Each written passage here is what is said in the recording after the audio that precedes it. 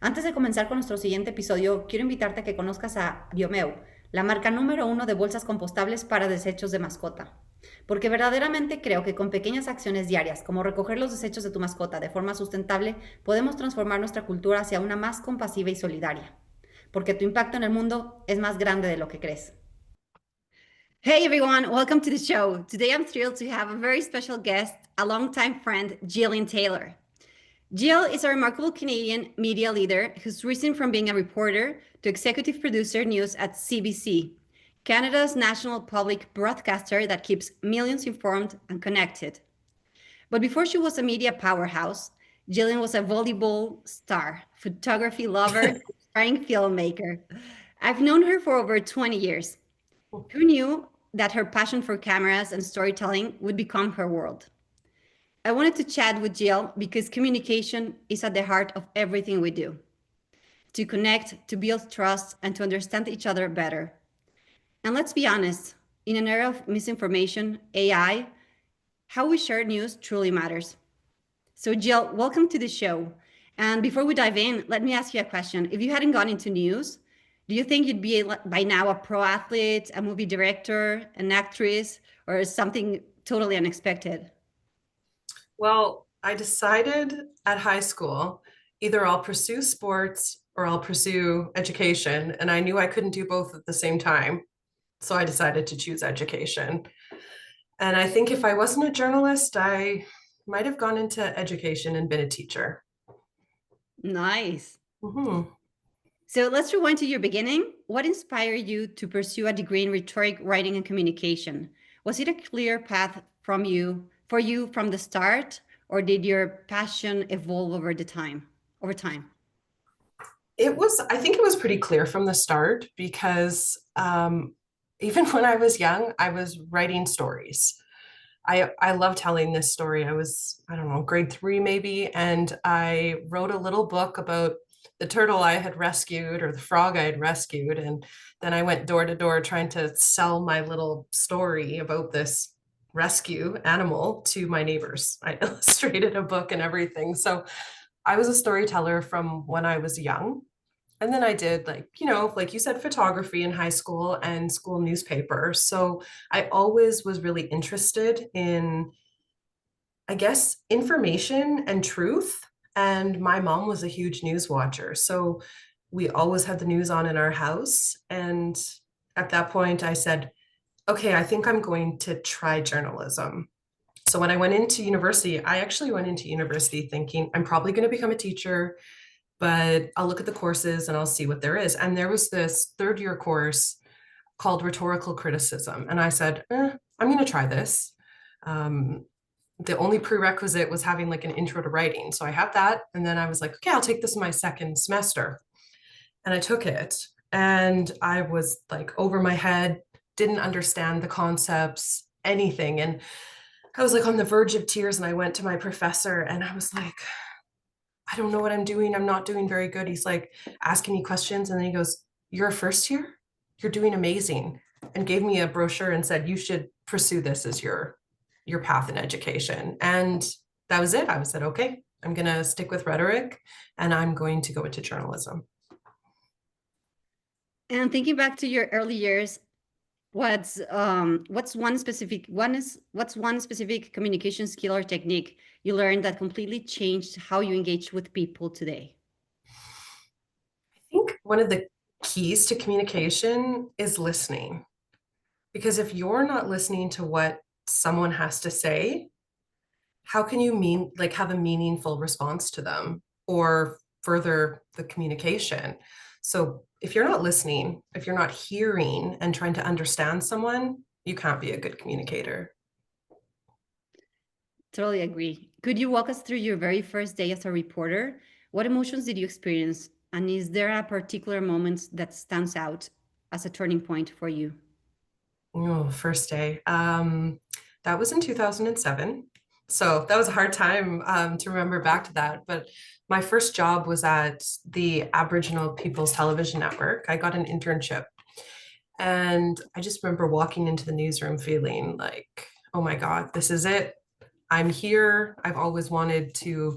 I always wanted to work at APTN. There was something about it, just being a First Nations person and learning about who you are, your history, your family's history was really important to me.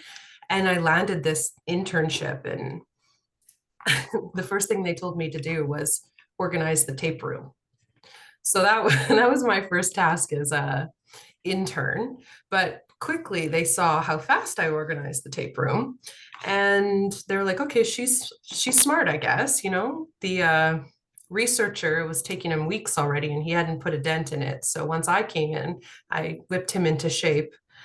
And so that was a really good way to kind of get to know everybody, is by, looking through the archives that APTN had and learning about some really important pieces of our history that we didn't learn about in high school, in elementary school and junior high. So that was a really important part of my personal development, but also my professional development. And finally, I got trusted to go out into the field and work with a camera person and write my own questions and do my own stories. And I remember being really scared and learning a lot, but every day got a lot easier. And what's that thing that you said that you learned that they didn't teach you at elementary school? Like what sort of Oh, what sort yeah, like of residential schools in Canada, with the children being snatched from their parents off of their First Nations and put into boarding schools where they weren't allowed to speak their language. They cut their hair. Hair is long, hair is important to our people. And not being able to see their parents for a whole year. Some kids didn't go home from the time they were taken at 5 years old until maybe they were in grade 6 or grade 7, or some even said they never went home until they turned to be an adult. And at that point, home felt foreign to them. They didn't know who they were in their core, in their heart. They didn't speak their language. They couldn't communicate with their parents. And that's something I never learned in school, despite my grandfather being from a First Nation himself. My grandmother's parents grew up on a First Nation. So these are things that I didn't learn in school. And it was a hard thing for parents and families to teach their kids in a lot of cases. Yeah, I can see that. When you're in front of the camera, how do you consciously use nonverbal signals like body language, facial expressions, or tone to connect with your audience and convey authenticity? I think one of the most important things for a on-air journalist who appears on television or other video platforms, streaming platforms, is you want to be personable, you want to be trustworthy, because you're giving someone the most accurate, recent news, keeping people up to date on what's happening in their community. And so I think it's really important for journalists, for the audience especially, to remember we're there to give them the facts. We're there to present both sides of an issue, perhaps, and then it's up to them to take that information we present them, because we're presenters, we're not commentators, but to present them with those sides for them to make their own opinion on an issue that's happening in their community, in their country, in the world. And so that's our job, is to make sure that we are coming across as being balanced and neutral. And, I'm a producer now. That's what I teach my young reporters is really important, is, don't be the story, tell the story. We see in other, the States, perhaps, like sometimes it's okay to show emotion on air. You're covering a sad event. You shouldn't be smiling. So it is important to be in the moment and reflect what's happening around you, because that's an authentic experience. Last week, when we saw the assassination of Charlie Kirk in the United States, there were broadcasters that were openly weeping on air after it happened. And that's something different. I think, those were broadcasters that are affiliated with the Republican Party, with the Trump administration. But that's something that we would not encourage, I think, is to be overly emotional on air, because the story is about that person. It's not about the broadcaster. So that's what our job is to do, and to deliver the news in the most truthful, factual way. Right. Journalism often requires handling sensitive and complex topics such as as you just mentioned, the murder of Charlie Kirk. What's a particular communication challenge you faced in these scenarios? What strategies have you found effective to navigate them? Yeah, I mean, Just you're out sometimes in the community and you're talking to people on the hardest day of their life sometimes. And so you have to earn their trust. And being there to get someone's story is an honor. It's a complete honor if someone invites you in to tell their story. So if it's somebody who's going through a really challenging time, you be patient with them, right? Like you really meet people where they're at when you're a journalist. But then there's on the other side when you're doing covering politics, you're covering accountability stories, you also have to be brave. You have to ask the tough questions and you have to keep your cool when you're getting pushback from the person you're trying to get accountability out of. So every day, depending on what these daily reporters are covering, you never really know what, I guess, mindset, how you have to prepare yourself for that day. You never really know what's going to be thrown at you. So you have to kind of get those experiences and telling each of those stories to really figure out how to be professional, keep your cool, and connect with the people you're interviewing because they don't owe you anything. They're giving you their time. And that is an honor as a journalist. now that you're leading the team behind the scenes, what are the key differences in how you approach storytelling compared to where you went reporting on camera? Yeah, now I help the reporters guide them and figure out what their stories are. So generally, we assign our team. They pitch as well. So it's a mixture during the day of some people are pitching their own ideas, some people are covering the ideas that need to be told during the day, the news of the day in the city. But as the producer, I'm the one who's there brainstorming with them, helping them figure out who to talk to, different angles to pursue. We like to try to always move an issue forward. So we're looking at the next group that something is impacting. So we're always trying to branch out, think about different communities, different sections of the population who are being affected by something. So that's part of my job to make sure they are finding those voices and making sure that we're reflecting our audience completely, not just going to one section of the population and that doesn't represent everybody. So that's a big part of what I do is making sure that they're representing everyone and we're getting a wide perspective. And then I'm also mentoring, right? I'm helping them with their journalism skills. I'm helping with our journalistic standards, making sure we're following them. And at the end of the day, going through their work to make sure it's fit for broadcast, whether it's on the radio, whether it's on our streaming channel, whether it's on the television or our website. Nice. If you had to pinpoint the top 3 personal qualities that make someone truly effective communicator, whether journalism or other fields, what would they be and why? Well, if you're a journalist, to be an effective communicator, any communicator is listening is number one, I think. Journalism is curiosity because as you're listening to someone, you're really taking in what they're saying and you're curious about why they feel that way, why they're thinking that. And that's going to breed more questions and it's going to help you get to the heart of a better story if you're curious about it. Communicators, I think openness is a really important thing about communication because you're open to hearing what someone has to say and you're not making a judgment or you're not deciding what's going to happen next. You're really open to exploring whatever's happening around you, whether you're in a conflict, whether you're doing a story, you're open and you haven't made up your mind about anything. And I think being a direct communicator is really important as well, because who likes miscommunication? Right. Can you tell us about a specific project or story that deeply influenced your perspective on communication or journalism? What made that experience so transformative to you?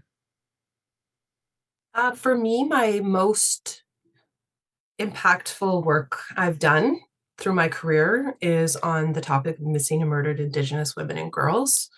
It's something that I started covering when I was an intern, I guess, at the Aboriginal People's Television Network. And it was hard because as somebody who grew up with a like really good life, you know, I have both my parents, I have an education, I got to play sports, I got to go to university. I grew up with privilege that sometimes the people that I would be talking to weren't afforded in their life because of if it was historical trauma, if it was who knows, right? But we found that as more and more Indigenous women and girls were being murdered or going missing in Canada, a lot of the intergenerational trauma of their families being impacted by residential schools was carried through. And that was part of why we were in this epidemic in Canada of seeing so many First Nations, Métis, and Inuit women and girls going missing and being murdered. So getting to talk to them was eye opening because I had to learn how to be brave to talk to someone on the worst day of their life. I had to learn how to be sensitive. I had to learn how to tell these stories with grace and help connect their loved ones' life, importance of their life to Canadians. So Canadians could have an understanding of what this horrible epidemic in Canada was. So as I continue to cover it, families trusted me. When I would message them, they would talk to me because they knew that I had relations with other families that were going through this. So we had a national inquiry finally in Canada into this issue. And I got to cover it. And I was really involved right through the beginning, both locally and nationally, involved in CBC's coverage. And that was extremely meaningful to me because it was something that I had kind of worked towards and built up trust and understanding to cover this topic. And that was definitely the most meaningful thing I've ever covered. And, you know, once the national inquiry wrapped up and we had this book of recommendations that the commission gave to Canada, which, you know, had calls to educators, police, politicians, businesses, everyday Canadians. So it wasn't just one person's responsibility to help improve the lives in society for Indigenous women and girls. It's everybody's responsibility. Media as well, there was calls to us. So once that was finished, I felt like my mission of being a reporter and a storyteller on the front lines, I felt like I'd come to peace with reporting, and I decided it was time to take my next step and become a producer and help other reporters learn how to do that. Wow, that's big. That's big. And looking back on your career, what's one mistake or challenge that taught you the most? Would you be comfortable sharing that lesson with us? I think I've made lots of mistakes. I've made mistakes with my journalism. Early on, I put a child who was in the care of child and family services on the air, said their name, which is against privacy rules. Yeah, I didn't know any better. Thankfully, nothing bad happened. We were able to not run that story again because this happened when we didn't put our newscasts on the internet. So it ran once, it was okay. But I learned never to do that again. And I really read up on privacy rules and legislation. I've hurt relationships with people by being too pushy, like sources. I learned how to hold back. I learned how to stand my ground with producers, with other reporters. Um, I've lost my cool. I've yelled at people in the newsroom and learned how to apologize. You know, we have a stressful work environment, But I think all of those things, if you take it with humility, you're not going to do it again, and you learn something from it. And addressing it, apologizing, it strengthens your relationship with people as well. In your opinion, what elements or ingredients combine to make a story genuinely compelling and impactful for your audience? I think real people. Whenever there is real people, people that you can connect with, say you're watching the story, if it's somebody that you can connect with, it's going to make the story better, because then you know it could happen to you, it could happen to your mother, your friends. But generally, we always, a character in a story, we always can see someone we know in them. So having a compelling person tell their tale is always makes the story better, more human. We're working really a lot in video and strong visual elements. You want to take someone to where something is happening. You want to see what's happening. All of that makes you drawn in and want to listen and learn more when you see something that catches your interest. Right. And what are the biggest day-to-day challenges you encounter as an executive producer, especially in maintaining both high standards and audience engagement? I think the biggest challenge every day is, are we serving our audience the best we can? Are they being represented? Is the entire community being represented? Are these things they need to know about? Are they relevant to them? Are we being accurate? Are we being fair? I think that is the biggest thing every day. But then it all also, like, as an executive producer, you're juggling resources. You're making sure that there's enough cameras, there's enough reporters, there's enough producers, and that everybody is getting the support they need to make their deadlines and make sure that they're telling the stories accurately and fairly. Nice. Now I would like to talk about AI and the future of the news. Okay. Artificial intelligence is rapidly transforming media. Looking ahead, what are some major risks or concerns AI might introduce to the integrity and the quality of journalism? AI is on the rise. You can see through your social media feeds. If you are just scrolling and you see a video, how many times do you stop and think, is this real or is this AI? I have that thought myself every day, multiple times when I'm looking through Instagram or I'm looking through TikTok, because sometimes it's just too good to be true, or it's just too perfect. And you're like, this can't be right. And so knowing how good the technology is getting, and if it's really like silly things that are fooling us on our social media, imagine putting that technology and that level of technology into news. All of a sudden, we're getting deep fakes of politicians. We're getting deep fakes of important issues that could be changing, or people could think can change their lives, right?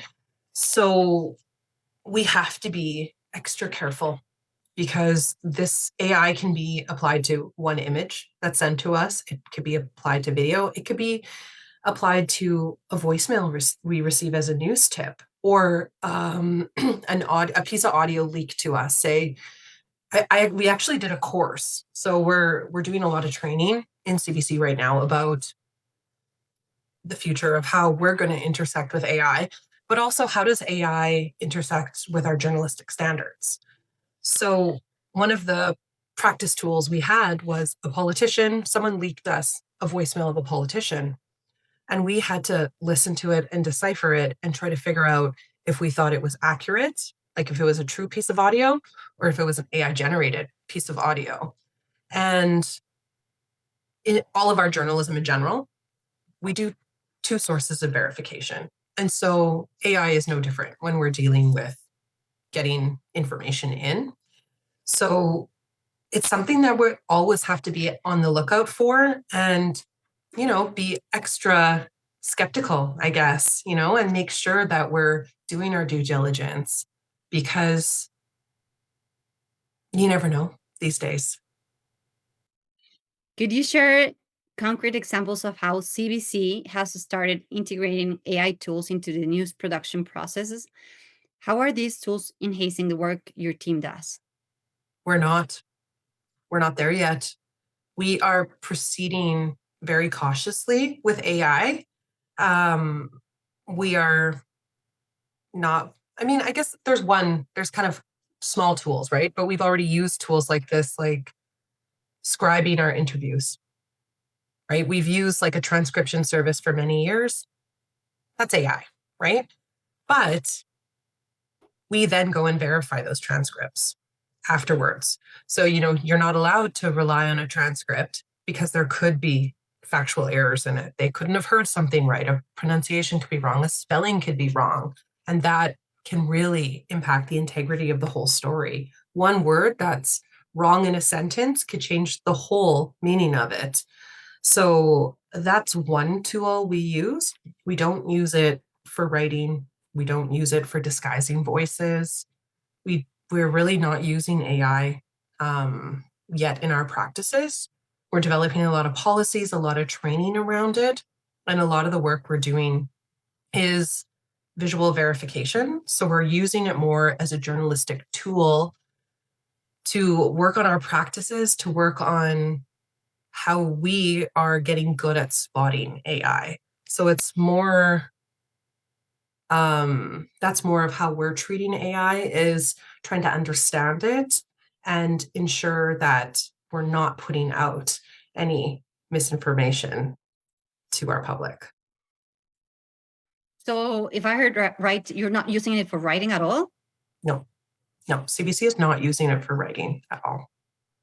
I know Wow. in the States, I have a friend who works at an American broadcaster, and they will do the core journalism on one of their pieces. Say I can't remember which one he told me. If it's, they'll write their online story and then they'll put it into an AI program and it'll give them a suggested script for television. But then they'll use it and they'll change it. And I'm hearing a lot of other organizations are doing this kind of work, but right now we're really proceeding carefully. And why is that you're not wanting to use AI? I mean, that's our direction from the top down.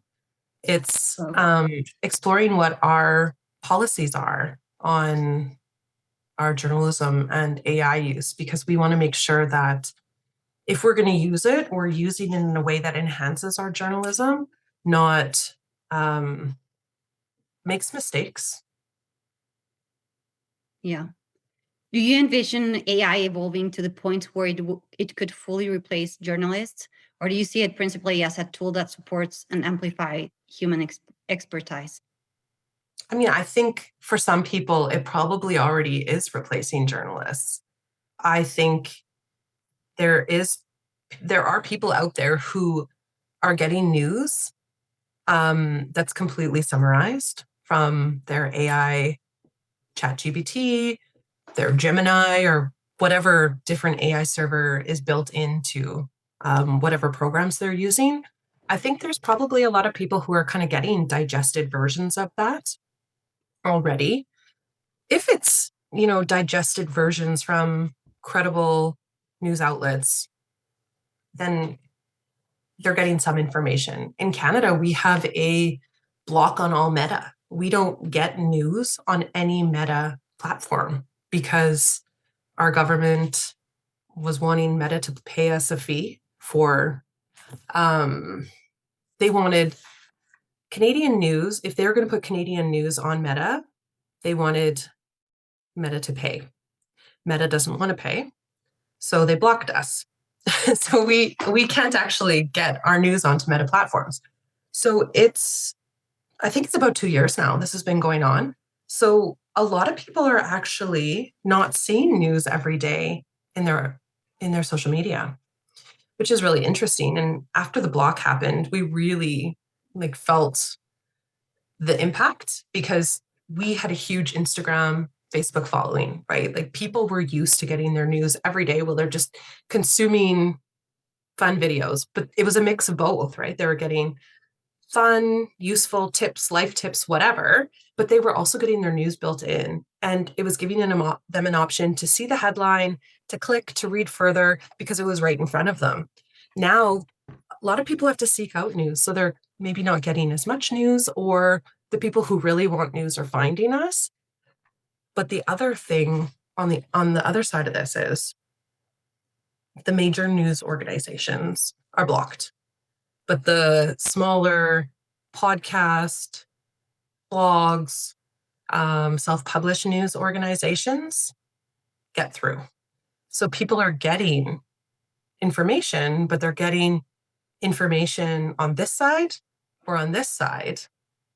And we're in a very polarized time right now, regardless of what country you live in. So that's really contributing a lot to the information landscape in Canada, especially. Wow, very interesting. I didn't know that. Yeah. All right, Jill, I have some tricky questions now. Ooh. Tricky questions. These are classic dilemmas the news world has wrestled with for years. I'd love to hear your take on them. Okay. And I'm ready. so balancing objectivity and bias. Mm-hmm. Maintaining objectivity while avoiding bias is a constant challenge. How do you ensure your newsroom stays objective, especially on contentious issues? It's a good one. That's what we have our journalistic standards and practices for. It's our guiding principles of how we all work at CBC. So there's one reporter who's working on a story. There's layers of producers above them reading it, making sure that, especially if it's a contentious issue, we're reading it, we're weighing, how would this side see it? How would this side see it? Are we missing anyone? Do we have this wrong? Do we have this right?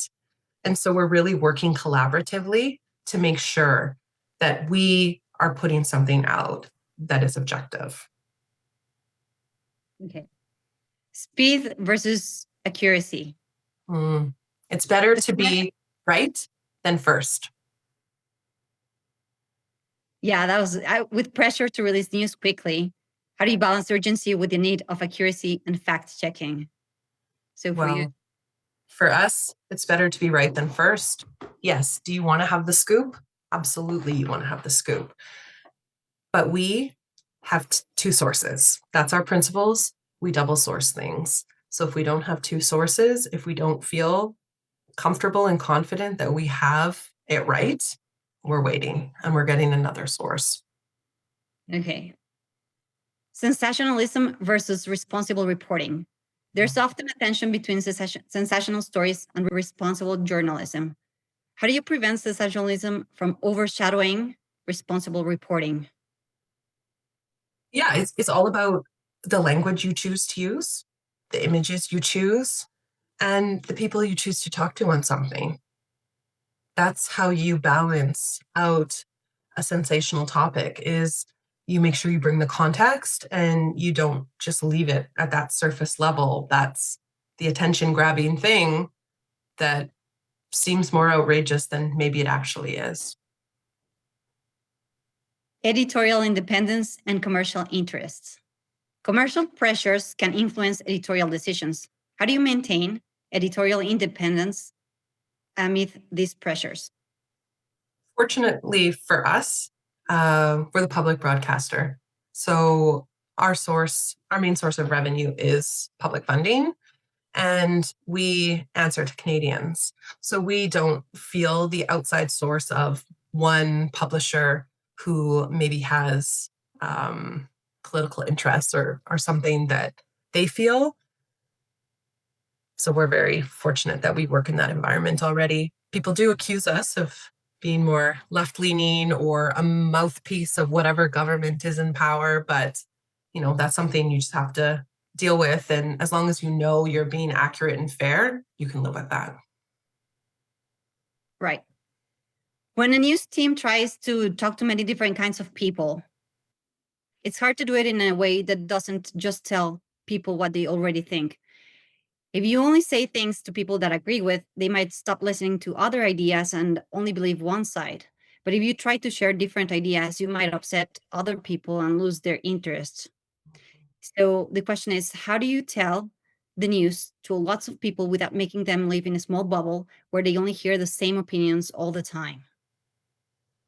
It's actually a really challenging thing to do is you have to consciously every day be thinking about, okay, if we're seeing it from this person's perspective, what is the opposite perspective? And what does that person have to say?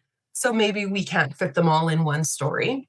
Maybe we put one person with one perspective on the afternoon radio show that day. And then the next day, we have somebody with a different perspective on the same show in the same slot. So the people who listen to that can really get a deeper understanding of a topic. Ethical concerns in storytelling. Ethical treatment of subjects and sensitive topics is vital. What standards guide your newsroom when covering vulnerable or sensitive stories? Yeah, I mean, I think one of our main principles is do no harm. So we have to really think about who is the story for, who's it about, and how it's going to impact them. And so if we are guided by do no harm or do no further harm, that really keeps us in check of not going too far. Because you can always, homelessness is a huge issue in our city right now. We could choose to use images of people who are down and out at the worst state of their life because we think, oh, wow, what a great shot, seeing somebody in such a vulnerable position. But then we stop and we think, but who does that benefit? People have already seen that. So are we doing further harm to the individual themselves by using that? Or if their family sees it, is that right? So we stop and we think about those things before we choose our wording, we choose our images. Now, some personal, lighthearted questions. For a little fun, if you could have any behind the scenes superpower at CBC to make your work easier or more exciting, what would it be and why? Mm-hmm.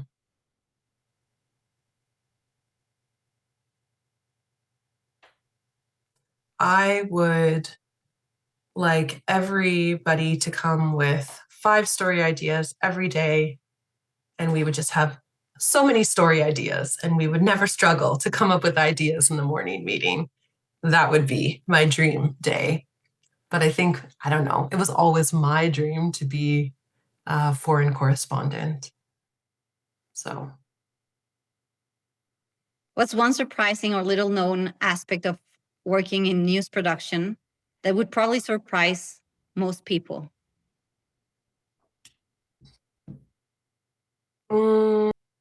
maybe how fast people get things done. They could show up in the morning, not know what they're doing, and gather an hour worth of video, go through it, and then it's on the newscast that night, or it's on the website, or it's on YouTube. I think people don't realize how quickly journalists can turn things around. I didn't know that either. Yeah, they come to work and not know what they're going to do most days.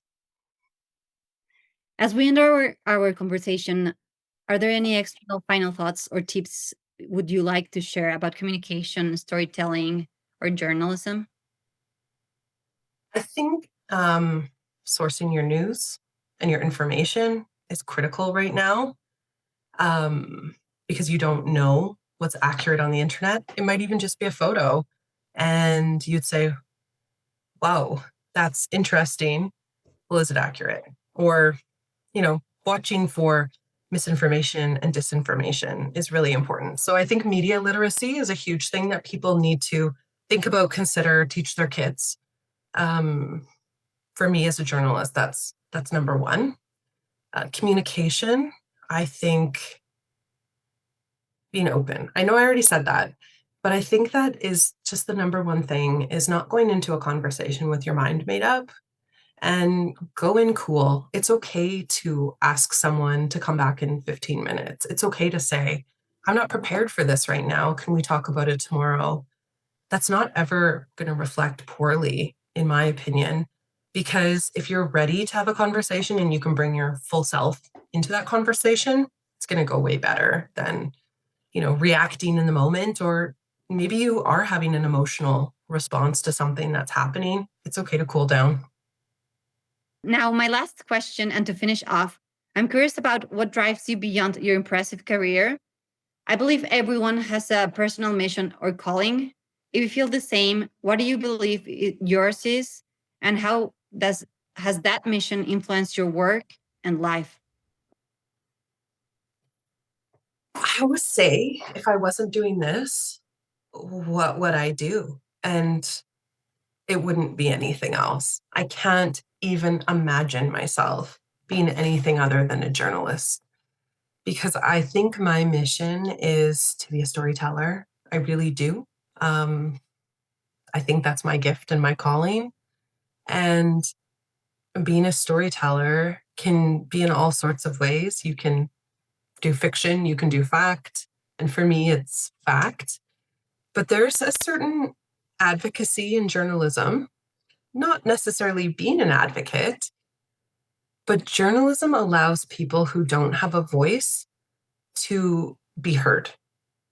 And that is what drives me, is making sure that there's fairness in the world, that there's understanding in the world, that there's justice in the world.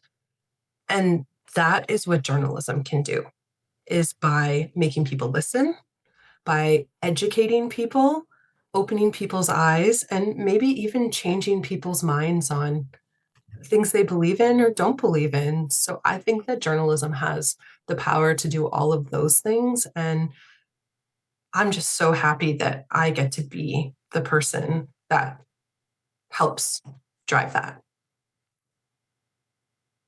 Jill, I can't thank you enough for joining me today. You're not only a brilliant media leader, but an inspiring friend full of kindness, passion, and a great sense of humor. To everyone listening today, remember, great communication is about more than just words. It's about truly understanding and connecting with one another. As the renowned playwright George Bernard Shaw once said, the single biggest problem in communication is illusion that it has taken place. So let's all strive to go beyond speaking and genuinely listen, be open, as Jill said, so we can build stronger connections. Thank you so much, Jill. Thank you, Maria, for having me. It was a pleasure. Visita nuestras redes sociales o dale clic al enlace dentro de nuestra descripción para descubrir más. Y no se te olvide también darle clic al botón de suscribir para que no te pierdas ningún episodio de El aprendizaje nunca agota la mente. Hasta la próxima.